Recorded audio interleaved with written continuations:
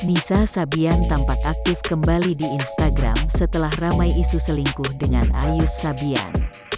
Nisa Sabian tampil mengenakan busana serba hitam. Hingga akhirnya pada hari ini tanggal 13 Maret tahun 2021, Nisa mengunggah sebuah video untuk pertama kalinya setelah ramai isu selingkuh.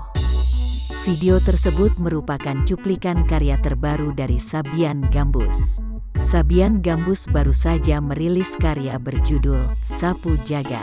Lagu tersebut diciptakan oleh Ayus.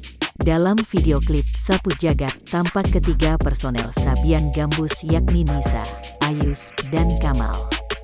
Mereka kompak mengenakan busana serba hitam dan duduk di sebuah kursi. Nisa bahkan terlihat berlinang air mata saat berada dalam video klip tersebut.